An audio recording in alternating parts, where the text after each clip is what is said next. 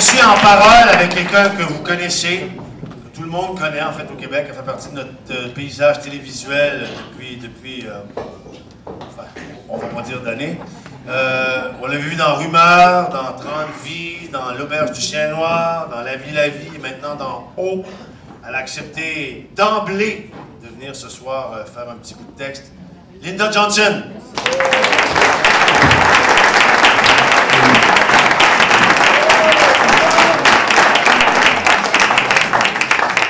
Bonsoir. Ça va bien? Oui! Hey, good! Quand Denis m'a... Mon Dieu, c'est bien où cette affaire-là? C'est moi qui ai dit ça.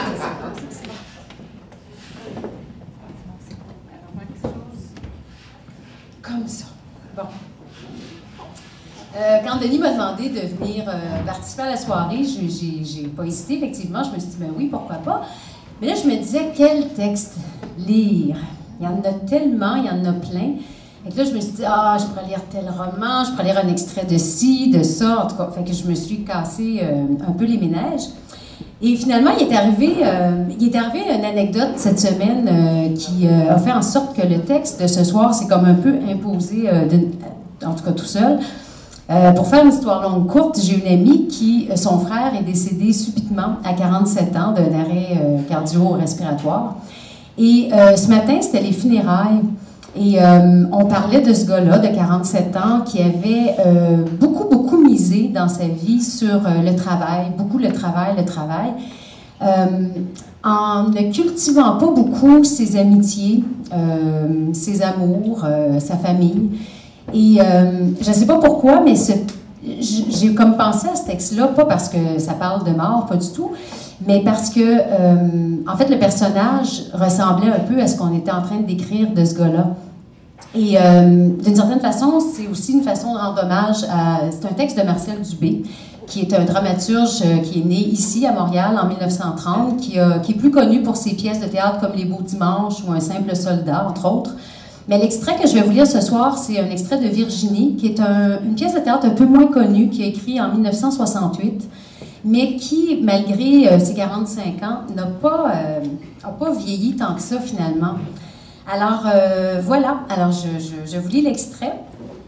Je vous situe, en fait, l'extrait que je vais vous lire, comme je ne vous lirai pas la pièce au complet, ça serait bien trop long. Alors, je vous situe un peu l'extrait. Virginie a passé sa vie... Je vais mettre mes lunettes, ça va aller bien mieux.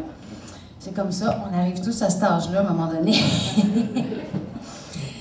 Alors, voilà. Alors, Virginie a passé sa vie à soigner son père. Elle travaille pour Charles, un homme riche, peu cultivé, profitant des femmes et dont la vie conjugale a été gâchée par son égoïsme. Tous deux s'attacheront l'un à l'autre, mais leurs routes ne se croiseront jamais. Car si Charles ne sait pas aimer, Virginie, elle ne sait pas accepter l'amour. Alors Charles est dans son bureau, il est en train de dicter une lettre. « Cher Monsieur Bertrand, non, rayez ça. J'ai mal à la tête, Virginie. » Virginie dit, « Je vais aller vous chercher des aspirines. » Non, j'ai pas besoin d'aspirine. Ce qu'il me faut, c'est du sommeil. Je connais rien de mieux que le sommeil. Mais rentrez tôt ce soir? Oui, Virginie, je vous promets que je vais rentrer tôt. Je vais faire tout ce que vous me dites, Virginie. Moi, si j'étais votre femme, mais vous n'êtes pas ma femme. C'est pour ça que j'accepte de suivre vos conseils, vos bonnes recommandations de temps en temps. Virginie dit, pour revenir à M. Bertrand, non, on l'oublie jusqu'à demain. Mais tournez quand même la page. Je vais écrire à quelqu'un avec qui j'ai négligé de correspondre trop souvent. Ma chère Virginie. Virginie a dit, mais non, vous n'êtes pas sérieux, là? Ma chère Virginie. Prenez note très sérieusement de ce que je vais vous dire. Ma chère Virginie. Bon, vous vous moquerez si vous voulez, là, mais ça sera tant pis pour moi. Ma chère Virginie. Je sais au départ que les mots que j'utilise traduisent mal ma pensée, mais malheureusement, ce sont les seuls que je connaisse. J'ai beau chercher au fond de ma mémoire, j'en trouve pas d'autres et c'est pour ça que j'éprouve beaucoup de mal à exprimer ce que je cherche à vous dire depuis si longtemps.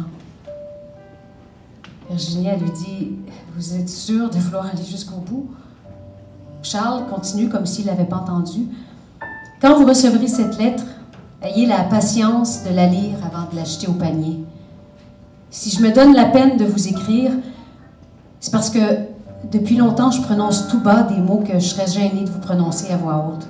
Ah, pas des mots pour vous faire rougir, mais des mots qui vont peut-être vous faire découvrir que malgré toutes les apparences qui me condamnent auprès des gens sensibles et bien élevés, il m'arrive de nourrir au fond de moi des sentiments qui n'ont rien de vulgaire et de répugnant. À partir de cet instant, Virginie cesse d'écrire et l'écoute.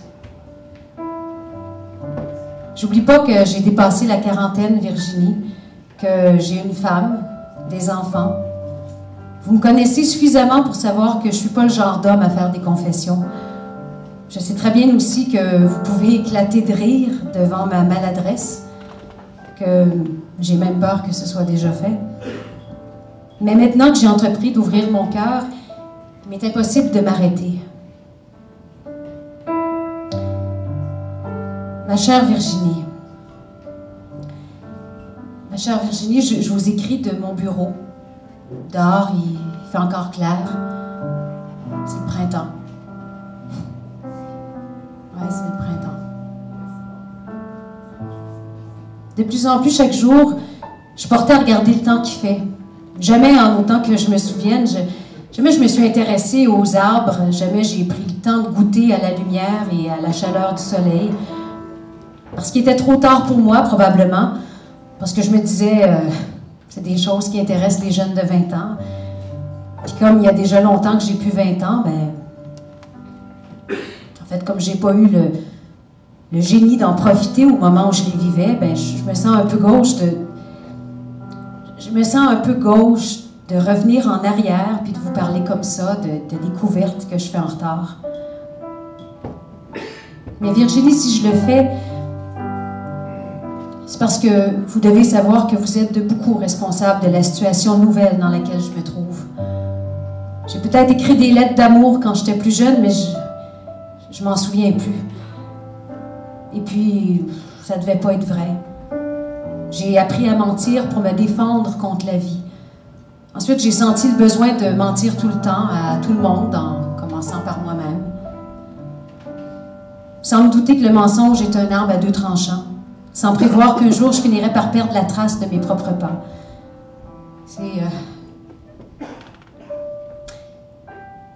C'est vous, Virginie, qui m'avez ouvert les yeux. Puis je voudrais savoir, pour l'amour de Dieu, je voudrais savoir pourquoi vous l'avez fait. Pourquoi vous êtes venue si tard. Ma chère Virginie. Ma chère Virginie, je voudrais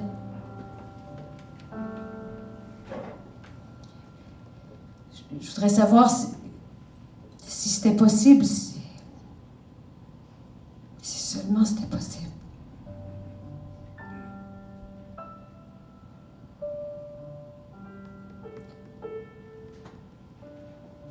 Virginie décide de terminer la lettre, mais en son propre nom.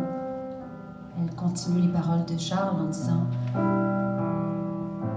si seulement c'était possible pour deux êtres qui se côtoient tous les jours et qui se cherchent depuis si longtemps, si seulement c'était possible qu'ils cessent tout à coup de se tourmenter et de se faire du mal pour se permettre d'aller librement l'un vers l'autre et d'être enfin heureux le temps d'un moment.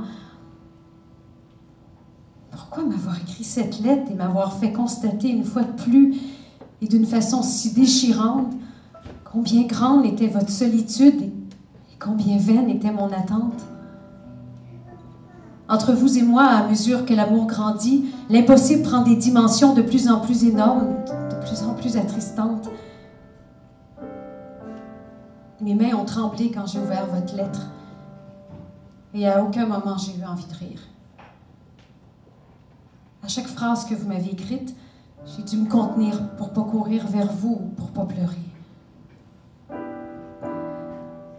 En terminant, je vous demande du plus profond de mon être d'exercer sur vous un contrôle surhumain afin de ne rien bousculer, afin de rien gâcher de ce que vous avez réussi à construire au cours de votre vie. Je suis prête à disparaître si c'est la seule solution qui reste. Et je ne vous permettrai pas de détruire votre mariage et votre famille au profit d'un timide bonheur que je ne saurais maladroitement vous offrir.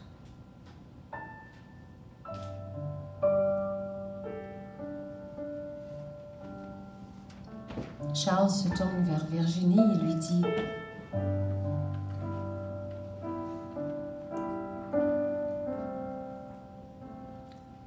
qu'est-ce qu'il nous reste à faire, Virginie? Il nous reste à écrire cette lettre qui est adressée à M. Bertrand. Merci beaucoup, bonne soirée. Linda Johnson.